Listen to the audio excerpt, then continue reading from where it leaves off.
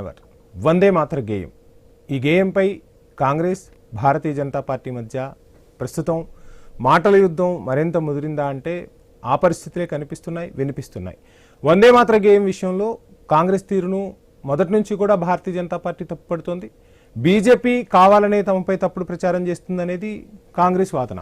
అయితే ఈ విషయంలో ఎవరి వాదనలు ఏ విధంగా ఉన్నా గతాన్ని ప్రస్తావిస్తూ ఉన్నారు. గతంలో కాంగ్రెస్ భారతీయ జనతా పార్టీ మధ్య కూడా వివాదం జరిగింది. ఆ వివాదాన్ని ఇప్పుడు మరొకసారి చర్చకు తీసుకొస్తున్నారు. స్వాతంత్ర దినోత్సవ వేడుకల సందర్భంగా వందే మాతర గేయం ఆలాపన తప్పనిసరని, ఈ గేయం వస్తున్న సమయంలోనే ఎలాంటి ఇంటరప్షన్ ఉండకూడదు, ఈ నిబంధనలను ఎవరు ఉల్లంఘించినా 3 ఏళ్ల జైలు శిక్ష, జరిమానా విధించేలా చట్టం అయితే తీసుకొచ్చారు. కానీ స్వాతంత్ర దినోత్సవం రోజున కాంగ్రెస్ ప్రధాన కార్యాలయంలో పూర్తి వందే మాతరం ఆలపించిన సమయంలో ఆ పార్టీ కీలక నేత సోనియా గాంధీ కదలికలు ఈ వివాదానికి ఆజ్యం పోశాయి. ఆమె పూర్తి గానాన్ని వ్యతిరేకిస్తున్నారంటూ భారతీయ జనతా పార్టీ ఆరోపిస్తే కాంగ్రెస్ పార్టీకి చెందిన సీనియర్ నేత జయరాం రమేష్ ఆ ఆరోపణలను ఖండించారు.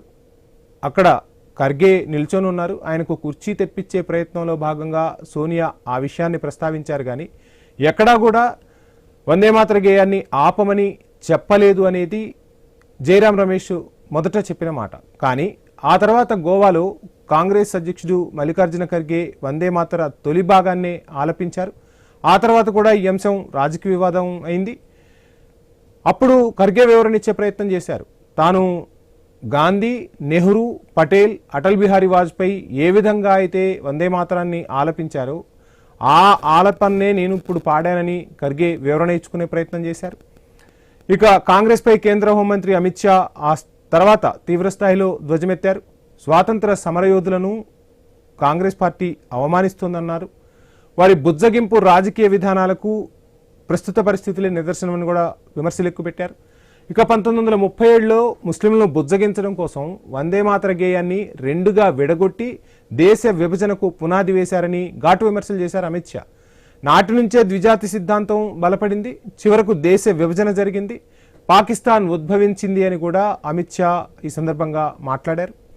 ఇక వందే మాతర గేయం చుట్టూ ఉన్న వివాదంగా కాకుండా దేశభక్తి, చరిత్ర, రాజకీయ సిద్ధాంతాల మధ్య జరుగుతున్న పోరుగా ఈ అంశం మారుతోంది.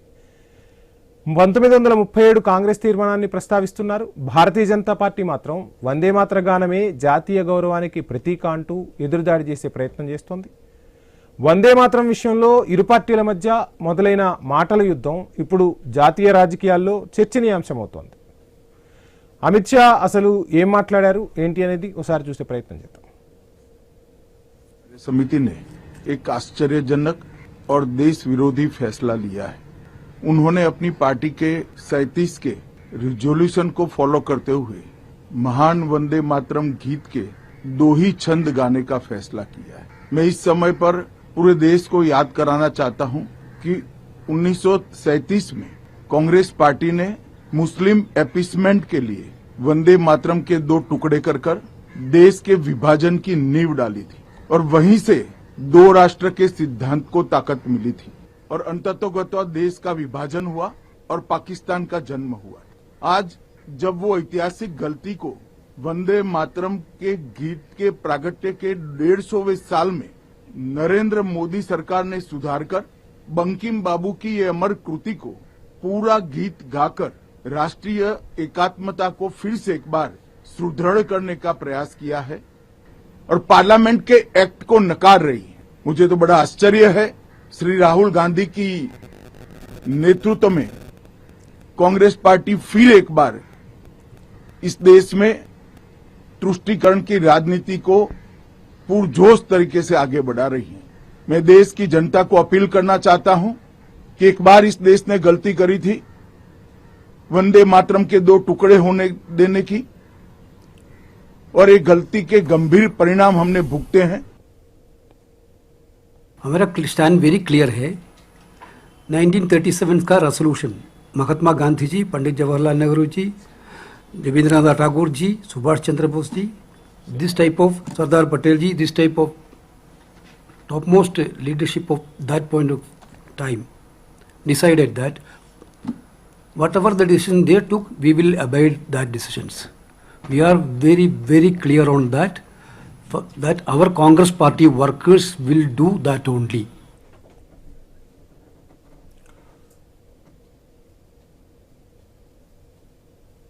ఇక దేశంలో చాలా సమస్యలు ఉన్నాయి. ఆ సమస్యలన్నింటి గురించి కూడా అధికార ప్రతిపక్ష పార్టీలు మాట్లాడాలి, ఆ సమస్యలను సాల్వ్ చేయాలి, వాటికి సమాధానాలు వెతకాల్సిన వేళ మరొకసారి వందే మాతర గేయంపై వివాదం రాజుకుంది.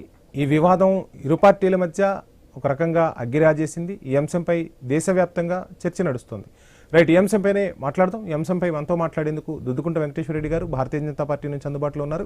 షేక్ బాజీ గారు కాంగ్రెస్ అధికార ప్రతినిధి మనతో పాటు జాయిన్ అయ్యారు. వెంకటేశ్వర రెడ్డి గారు నమస్కారం. సో ఏంటి అంటే వందే మాతర గేయానికి సంబంధించి గతంలో వాజ్పేయి ఏదైతే పాడారో, నెహ్రూ ఏదైతే పాడారో, పటేల్ ఏదైతే పాడారో ఆ పాటనే మేము ఆలపించాం.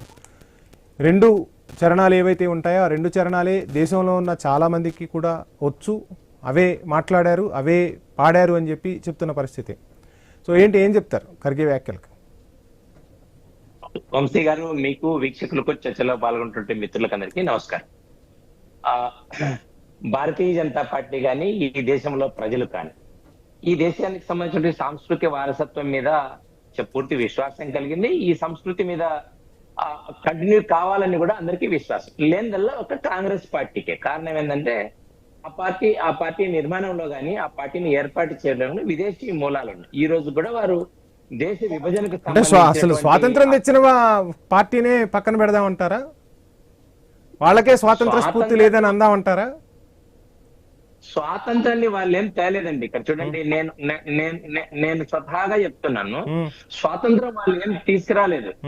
1857లో దేశంలో సిపాయిలు మొదటి స్వాతంత్ర సంగ్రామం చేస్తే అంతకు 10 సంవత్సరాల ముందే జమ్మలమడుగు దగ్గర రాయలసీమలో ఇప్పుడు కడప జిల్లాలో ఉయ్యాలవాడ నరసింహారెడ్డి గారు ఒక 8,000 మందితో సైన్యంతో యుద్ధం చేసి బ్రిటిష్ వారిని మీద పోరాటం చేశారు. తర్వాత కాంగ్రెస్ అంటే ఒక సమూహం. ఒక ఉద్యమం చేసేటప్పుడు ఎప్పుడైనా మనం కార్యాచరణ కమిటీ చేసేటప్పుడు జేఏసీ అని మన తెలంగాణ ఉద్యమంలో మనం ఏమనుకున్నాం, జేఏసీని అందరిలాగా కలుసుకుంటాం. కాంగ్రెస్ పార్టీలో కూడా అందరూ కలుసుకున్నారు. 7 లక్షల మంది ప్రాణాలు బలిగొన్నారు. గాంధీ గాని వీళ్ళ ఫ్యామిలీలో ఎవరు పోయారో చెప్పాలి. స్వాతంత్ర ఉద్యమంలో మేమే తెచ్చినామో, మేమే ముందున్నామంటే నాటి కాంగ్రెస్ లో అందరూ. ఆ తర్వాత స్వాతంత్రం వచ్చిన తర్వాత దేశం కోసం తీసుకున్న నిర్ణయాల కోసం మా కుటుంబంలో ఇందిరాగాంధీ బలైపోయారు, రాజీవ్ గాంధీ బలైపోయారు, త్యాగం అంటే మాదే అని కూడా ఈ రోజుకి కాంగ్రెస్ పార్టీ చెప్పుకుంటుంది. త్యాగం కాదు, వాళ్ళది తప్పుడు నిర్ణయాలు. ఒకటి ఎల్టీటీకి సంబంధించినటువంటి వారికి పరోక్షంగా సహకారం చేసి వారికి శిక్షణ ఇవ్వటం, దేశంలోకి పిలిచికొచ్చి నీలగిరి ప్రాంతంలో శిక్షణ ఇవ్వటము, వారిని ఈ దేశంలోకి తీసుకురావటం, ఆయుధాలు సరఫరా చేయడం చేసిన మొదటి తప్పు. అదేవిధంగా రాజీవ్ లోంగోవాల్ ఒప్పందం ఇక్కడ పంజాబ్ లో చేసినటువంటి తీరు. కాబట్టి వీళ్ళు ఈ దేశంలోని సమస్యలకు పరిష్కారం చూపలేని నాయకత్వం కలిగినటువంటి పార్టీ కాంగ్రెస్ పార్టీ. అందువల్లనే వారు తీవ్రవాదులకు బలయ్యారు. ఎవరు కాదు, ఇప్పుడు పాముకు పాలు వస్తే అదే కరుస్తుంది. కాబట్టి తీవ్రవాదుల్ని ఎవరు ప్రోత్సహించారో వారే ఈ రోజు చేశారు. మరి త్యాగం అంటే ఎట్లయితుంది? సరైన సమయంలో సరైన నిర్ణయాలు తీసుకోలేని వారు ఇలాంటి. రైట్, మీరు చెప్తున్న అంశాలు ఒకసారి పరిగణలోనికి తీసుకుందాం. మరొక అంశం మాట్లాడితే మనం వాజ్పేయి తర్వాత కూడా చాలా మంది ప్రధానులు మారారు. మీరు కూడా ఇప్పుడు ప్రస్తుత ప్రధానమంత్రి మోదీ కూడా థర్డ్ టైం. సో ఎందుకు ఇప్పుడు వందే మాతర గేయం గురించి చర్చ వచ్చింది? వందే మాతర గేయానికి సంబంధించి ఇప్పుడు ఎందుకు నిర్ణయం తీసుకున్నారు? ఇన్ని సంవత్సరాల పాటు ఏం జరిగింది? వాజ్పేయి లాంటి వాళ్లకు దేశం మీద ప్రేమ ఎంతుందో ప్రత్యేకంగా చెప్పనక్కర్లేదు. వాళ్లే మార్చని, వాళ్లే ఆ వందే మాతర గేయానికి సంబంధించి నడిచిపోతున్న దాన్ని అలానే కంటిన్యూ చేస్తే ఇప్పుడు ఎందుకు మరలా ఈ అంశాన్ని చర్చకు తీసుకొచ్చింది భారతీయ జనతా పార్టీ? వంశీ గారు, భారతదేశంలో వలస పాలనకు, బానిస పరిపాలనకు ఉన్నటువంటి చిహ్నాలతో వారి వారసులు ఇంకా ఇక్కడికి ఉన్నారు కాబట్టి వారు దాన్ని వ్యతిరేకిస్తున్నారు. నేను వందే మాతరం గురించి ఒక 2 ముక్కలలో చెప్తాను. ఒకటి 1975లో మీకు 1875లో మీకు ఆ ఉద్యమం బంకించంద్ర చటర్జీ గారు ఆనందమఠకు సంబంధించినటువంటి నవల రాస్తే అందులో తీసుకొని వచ్చేసారు. ఇదే కాంగ్రెస్ పార్టీ. నేను సూటిగా అడుగుతున్న వాళ్ళు స్పష్టమైన సమాధానం చెప్పాలి. 1896 నుంచి 1937 వరకు 41 సంవత్సరాల పాటు ఎటువంటి అభ్యంతరం లేకుండా 6 చరణాలు కలిగినటువంటి వందే మాతరాన్ని అన్ని ప్లేస్లలో పాడారు. సరిగ్గా 1997లో లక్నోలో జిన్నా, మహమ్మద్ అలీ జిన్నా గాని మిగతా ఎవరైతే దేశ విభజనను కోరుకుంటున్నారో, హిందువులను వ్యతిరేకిస్తున్నారో, వాళ్ళ సమావేశంలో డిమాండ్ చేస్తే వాళ్ళు ఇదొక డిమాండే కాదు, కాంగ్రెస్ పార్టీ ఎవరైతే దాస్తూ ఉంది. చెప్పవలసింది ఏంటంటే జిన్నాకు భయపడి ఒకటి హిందీకి సంబంధించింది, 2 జాతీయ జెండా, మూడు చేసి వందే మాత్రం. ఇది హిందువులు దేవతను సృష్టిస్తూ ఉన్నదని తీసేస్తే, డిమాండ్ చేస్తే దాన్ని తీసేశారు వీళ్ళు. కాబట్టి మూడో చరణం నుంచి దుర్గామాతకు సంబంధించిన ఆరాధన ఉంటుంది. వందే మాతర గేయం అనేది భారతదేశానికి సంబంధించింది. భారతదేశం అంటే భిన్నత్వంలో ఏకత్వం. అందుకోసమే ఆ మూడో చరణం నుంచి వంశీ గారు భిన్నత్వం కాదు, ఇది వైవిధ్యం భిన్నత్వం కానే కాదు. ఇది ఏంటంటే చూడండి, ఇటువంటి పదాలన్నింటి కూడా మన దగ్గర కొత్త డెఫినేషన్ రాస్తుందా ప్రస్తుత భారతీయ జనతా పార్టీ? లేదు, భారతీయ జనతా పార్టీ రాయడం కాదు, భారతదేశం యొక్క ఆత్మ గ్రామీణ ప్రాంతాలు మహాత్మా గాంధీ గారే చెప్పారు. మహాత్మా గాంధీ గారు మేము చెప్పింది కాదు. ఈ దేశ ప్రజలందరూ కూడా నానుడిగా ఏ వాడుతున్నారో వాటినే వాడుతూ ఉంటారు. కాబట్టి మేము కొత్తగా చేసింది వందే మాతరానికి చూడండి, 41 సంవత్సరాలు పాడినటువంటి ఆ పార్టీకి ముస్లింలు సంతృష్టీకరణ కోసం, ఓటు బ్యాంకు రాజకీయాల కోసం పోనీ వీళ్ళు చేశారు. దేశ విభజన ఆపగలిగారా? బంగ్లాదేశ్ గా పాకిస్తాన్ లో విడిపోయింది కదా, వీళ్ళు ఆపగలిగారా చెప్పండి? కాంగ్రెస్ పార్టీ ఈ రోజు సమాధానం చెప్పాలి. దేశ విభజనకు కారకులు ఎవరు? ఈ దేశాన్ని విభజించడానికి ఎందుకు మేము స్వతంత్రం తెచ్చామని చెప్తున్నారు కదా, ఎందుకు విభజనకు కారణమైంది? ఈ రోజు వెంకటేశ్వర రెడ్డి గారు మీకు సమయం ఇస్తాను. మనకు పబ్లిక్ కాలర్ ఉన్నారు, మాధవరెడ్డి గారు ప్రొద్దుటూరు నుంచి. మాధవరెడ్డి గారు నమస్కారం. నమస్తే సార్. సో వందే మాతర గేయానికి సంబంధించి వందే మాతర గేయానికి సంబంధించి పార్టీల మధ్య చర్చ నడుస్తుంది. ఎలా చూస్తున్నారు ఈ చర్చను? ఏం చెప్పదలుచుకున్నారు? సార్ సంతోషం. ఈ దేశానికి స్వతంత్ర నినాదం కోసం సామాన్యుని, కర్షకుని అందరినీ కలపడానికి ఒక గీతాన్ని, ఒక ఉద్యమాన్ని ఎత్తుకుంటే, ఆ ఉద్యమం వల్ల ఆ ఉద్యమ గేయ స్ఫూర్తిని ఆనాడు స్ఫూర్తి రగిలించింది అన్నమాట వాస్తవం. అయితే దీంట్లో మతం ఆధారంగా ఈడిపోయినప్పుడు, ఇడిపోయేటటువంటి వాళ్ళు ఇది వద్దు అది వద్దు అంటే వాళ్ళు పోయిన తర్వాత ఈ దేశంలోకి చేర్చాల్సిన అవసరం ఉంది. అయితే మీరు అంటున్నారు కాంగ్రెస్ పార్టీ స్వతంత్రం తెచ్చింది, స్వతంత్రం తెచ్చిన పార్టీని వదిలేస్తారా అని. వాళ్ళు చెప్తున్న మాట సార్ 1978 రాజశేఖర్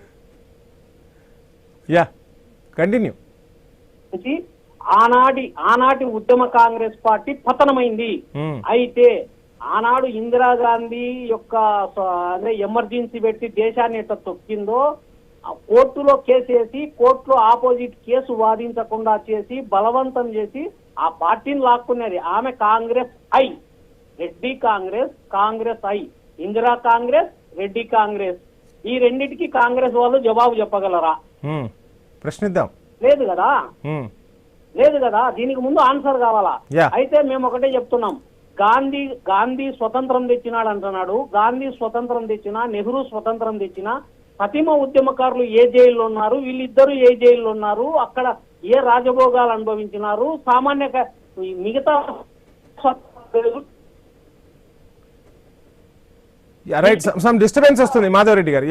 రైట్. బాజీ గారు నమస్కారం. రైట్, సమ్ నెట్వర్క్ ఇష్యూ ఉన్నట్టుంది.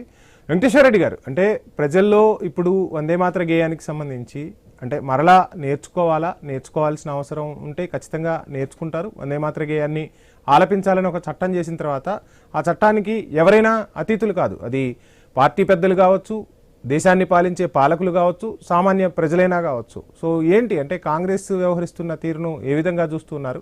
మొన్న సిడబ్ల్యూసి సమావేశంలో కూడా వాళ్ళు ఈ అంశంపై మా క్లారిటీ ఇది, మా స్టాండ్ ఇది అని కూడా చెప్పేశారుగా. వంశీ గారు, కాంగ్రెస్ పార్టీకి ఈ దేశ వారసత్వం కానీ సంస్కృతి మీద ఏమాత్రం విశ్వాసం లేదు. ఎందుకంటే వారు ఏఐసిసి సిడబ్ల్యూసి కమిటీ తీర్మానం చేసిందని చెప్తున్నారు. వారి ద్వంద్వ వైఖరి ఎట్లుంటుందంటే, స్వాతంత్ర దినోత్సవం రోజు ఏఐసిసి కార్యాలయంలో ఏం చేశారు, సోనియా గాంధీ గారు పాడలేడు. దాన్ని వారి ప్రధాన కార్యదర్శి జయరాం రమేష్ గారు ఖండిస్తూ కుర్చీ తెమ్మన్నారు, వారు పెద్దవారు కాబట్టి నిలబడుకోవాలని చెప్తారు. మరి ఇదే మల్లికార్జున ఖార్గే గారు గోవాకి వెళ్ళి 2 చరణాలే పడుతున్నారు. అంటే వీరు ఏంటంటే సంతృష్టీకరణ రాజకీయాల కోసం, ఓటు బ్యాంకు కోసం ఏదో విధంగా మేము అధికారంలోకి రావాలి, ఈ దేశ ప్రజలందరూ కూడా ఇప్పటికి కూడా బానిస పరిపాలనకు చిహ్నాలుగా ఉండే వాటిని మనం ప్రోత్సహించాలనేది ఎవరైతే వీళ్ళు మాట్లాడుతున్నారో, పాకిస్తాన్ కానీ తర్వాత ఇదేదే ఆంగ్లేయులు విడిచి వెళ్ళారో ఆ భావజాలం కలిగిన వ్యక్తులే ఈ రోజు ఉన్నారు.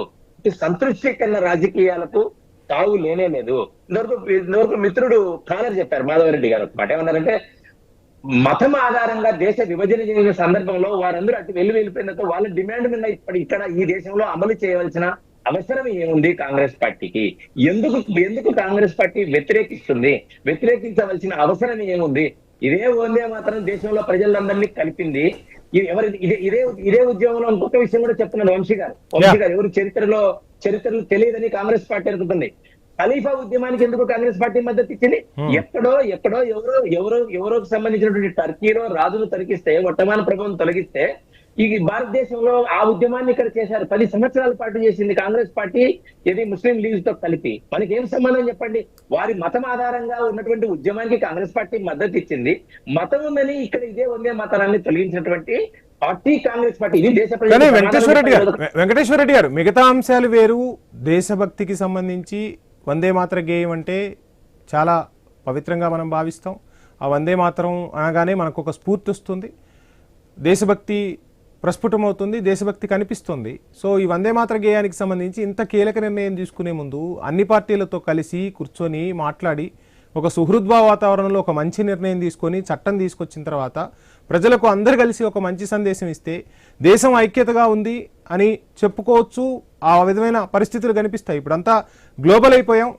భారతదేశంలో వాళ్ళ వందే మాతర గేయానికి సంబంధించి 2 పార్టీల మధ్య ఈ అంశానికి సంబంధించి చర్చ నడుస్తుంది అనే అంశాలు ఇతరులు మాట్లాడుకోవటం ఏమైనా శ్రేయస్కరమా? ఎందుకు అన్ని పార్టీలను ఒప్పించి మెప్పించేలా భారతీయ జనతా పార్టీ అడుగులు వేయలేకపోయింది కేంద్ర ప్రభుత్వం?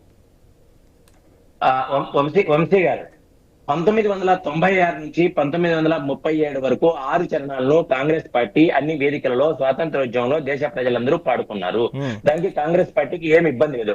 కరెక్ట్ గా 1936 తర్వాత 11 సంవత్సరాల తర్వాత సుజాత కుపలాని గారు స్వతంత్రం వచ్చిన తర్వాత నెహ్రూ గారు ఒక మంచి స్పీచ్ ఇస్తున్న సందర్భంలో అన్ని చరణాలతో పాట పాడారు. ఆ రోజు ఎందుకు అభ్యంతరం చేయలేదు కాంగ్రెస్ పార్టీ? స్వతంత్రం వచ్చిన తర్వాత ఓటు బ్యాంకు రాజకీయాల కోసం ఈ పని చేసింది కాంగ్రెస్ పార్టీ. మీరు దేశ ప్రజలందరినీ ఒప్పించారు. ఇది కొత్తదేం కాదు, పాతదే. ఒక కాంగ్రెస్ పార్టీ బానిస పరిపాలనకు ఎవరైతే స్ఫూర్తి పొంది ఉన్నారో వారు తప్ప ఈ దేశంలోని మిగతా అందరూ కూడా 6 చరణాలు అందరికీ వచ్చు. అందులో ఏముంది చెప్పండి? భారత మాతను సంబోధిస్తున్నారు, ఉజ్వల భవిష్యత్తు కోసమని, మీకోసం మేము త్యాగం చేస్తామని చెప్తున్నారు, భరతమాతగా మీరు బజ్జరిల్లాలా అని చెప్తున్నారు. ఇందులో తప్పే ఉంది చెప్పండి? ఎవరికి ఉండవలసిన అవసరం లేదు. అదే ఇప్పుడు ఇంకొక మతస్థులో నమాజ్ టైంలో ఇంకొక సమయంలో వారు ఇచ్చే మైక్లలో ఇచ్చేసి సందేశం ఏంది చెప్పండి? ఏమని చెప్పి ఒకటే దేవుడు వేరే లేదు. మరి దీనికి అభ్యంతరం పెట్టాల్సిన పరిస్థితి కాంగ్రెస్ పార్టీకి రాలేదా? హిందువులను తక్కువగా చూడటమే, హిందువులు ఏం చేసినా కూడా ఓర్చుకొని ఉండాలి. అదే విధంగా మీరు ఏదైతే చెప్తున్నారో వాళ్ళు ఓటు బ్యాంకు రాజకీయాల కోసం ఆనాడు తొలగించారని చెప్తే, ఈరోజు మీరు ఆ గేయం మొత్తం పాడాలని చెప్పేది కూడా అదే ఓటు బ్యాంకు కోసం, ఆ ఓటు బ్యాంకు రాజకీయం కోసమే భారతీయ జనతా పార్టీ ఈ అంశంతో రాజకీయమే చేస్తుందనేది కాంగ్రెస్ వాదన.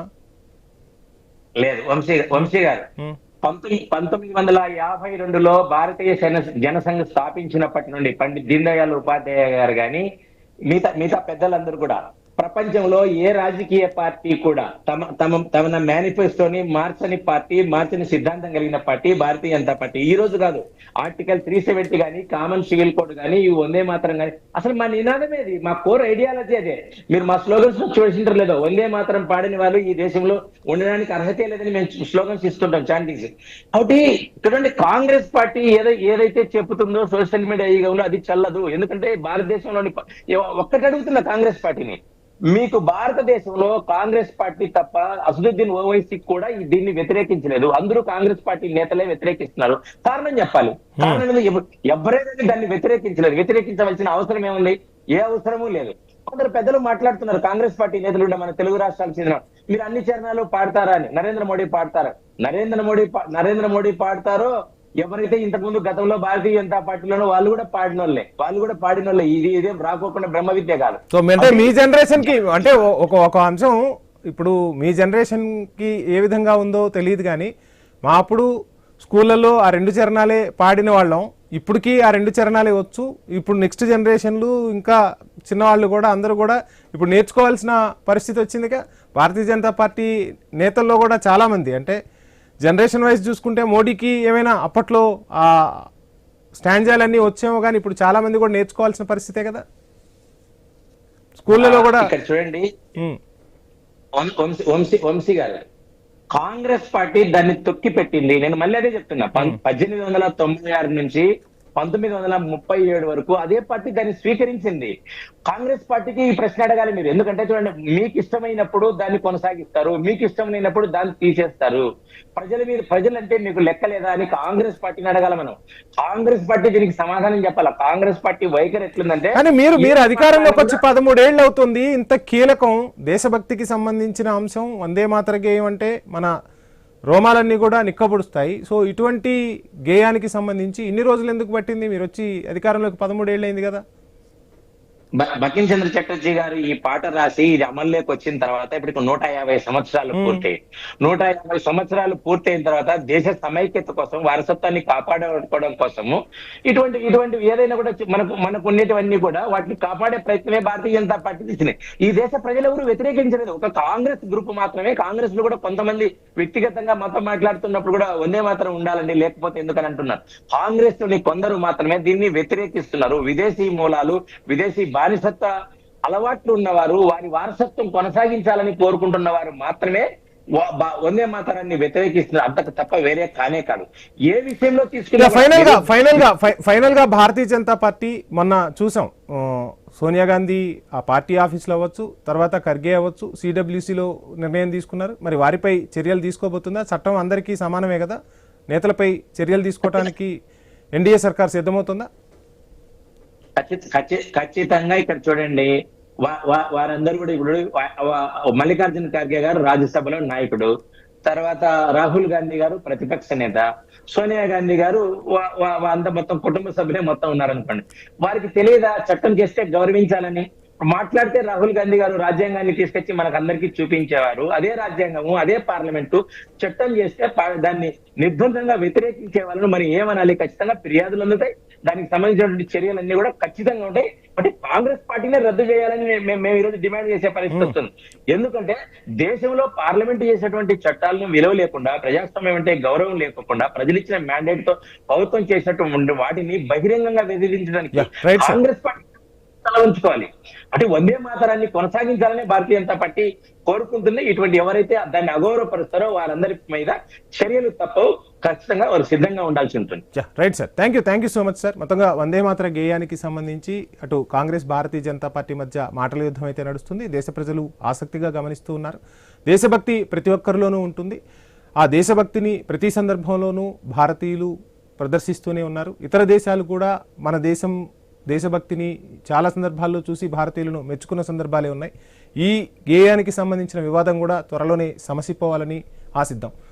షార్ట్ బ్రేక్ తీసుకుందాం. Stay tune.